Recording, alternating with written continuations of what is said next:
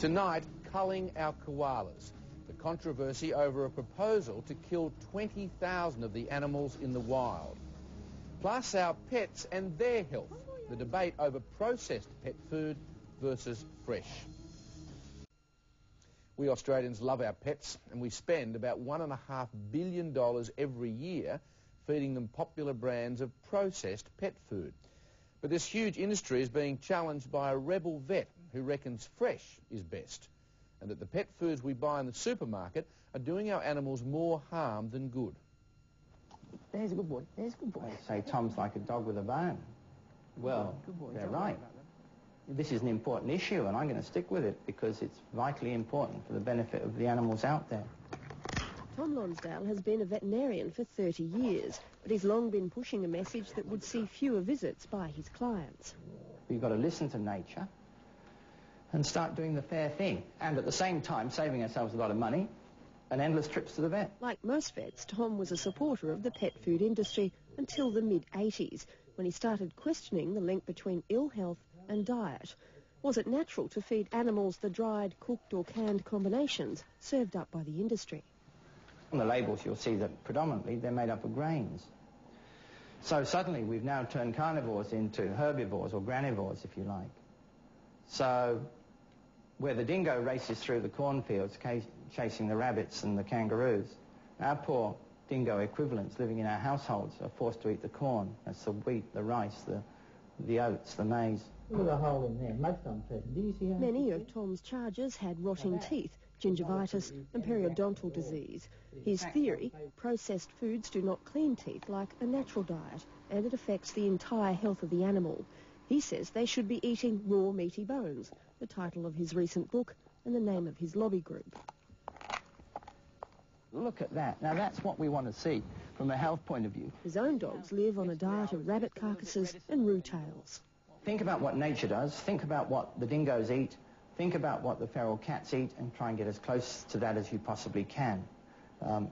So the simple potted explanation is raw meaty bones with a few table scraps thrown in. One for you. One for you. One for you. This top breeder recommends meat, raw meat on the bone. So what's for lunch? Chicken backs, which is the carcass back of a chicken. Lots of bones in it? Lots of bones, lots of flesh. Lee Ryan, an award-winning collie breeder, used to feed her dogs a diet of commercial dog food. I used to feed them strictly commercial dog food and just fresh meats. And I had nothing but ill dogs was very sick. They always had some sort of problem, even to the point of skin irritation. 12 years ago, Tom Lonsdale, her local vet, suggested she change their diet. It's absolutely phenomenal that from the day I started natural feeding and slowly they changed over to this sort of a natural diet, I have never had a sick dog in my kennel, ever, since that day. So the proof is in the pudding. Lee says she's now saving a small fortune on vet bills. They always had something wrong with them. I was spending roughly $1,000 a month on vet bills for a number of between 10 and 20 dogs. And it wasn't till I did change to a natural diet that everything disappeared. All these problems disappeared. So it was too much of a coincidence to me that you could suddenly... What are your vet bills now? A zilch. And Lee compares her dogs to Drifter here, who she bought 2 years ago. Okay, this dog here was brought up on commercial dog food, and as a result of it, he has a periodontal disease, which means he's lost most of his teeth. As you can see in the front and the bottom, that's the mouth of a dog about the age of probably 12 or 13. And how old is he? He's about 7. Beau is about the same age, and he's been brought up on a natural diet. Full mouth, nice healthy teeth, smell his breath, no dirty smell of a breath.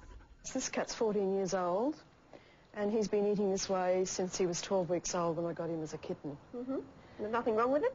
Absolutely nothing. He's in perfect health. Diane Trickett is also a client and a convert of Tom Lonsdale. She has been feeding her dogs and cats a mixture of meaty bones, rabbit and chicken all their lives, and she says it's cheaper than processed food. I wouldn't do it any other way. I mean, for me, the benefits are they're being fed a natural diet, which is consistent with what they are. They're little carnivores. They're happy, they're contented. It doesn't cost me a fortune. Most GP day-to-day vets would advise caution in feeding a raw meaty bones diet as a sole diet. Dr. Paul Hanson from the Veterinary Association. Why should cats and dogs eat rice and corn and cereals and vegetables that you find in these canned foods? A lot of commercial diets, particularly of the supermarket variety, are often formulated in a form to appeal to us rather than to our pets, like any marketing meat and three veg program. Exactly. So you would agree that there's some marketing trickery? Like any commercial product that's designed to appeal to a consumer, there is an element of that. The multinational Mars Corporation and its Australian subsidiary, Uncle Ben's, has 65% of the local pet food market. But they didn't wish to discuss Tom Lonsdale's theories. They sent us this statement, and it says there's absolutely no scientific or other basis for the claims.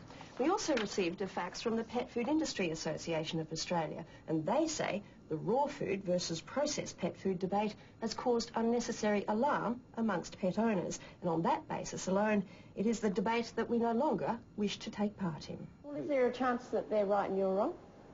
Oh, there's always a chance. All I'm doing is relaying the teachings of nature. It's just, all I'm saying is that fish should swim in the sea and birds should fly in the air, and cats and dogs should eat their natural diet. Jane Hanson with that Consumer Report, and Tom Lonsdale's book is on sale in stores now. Back after the break.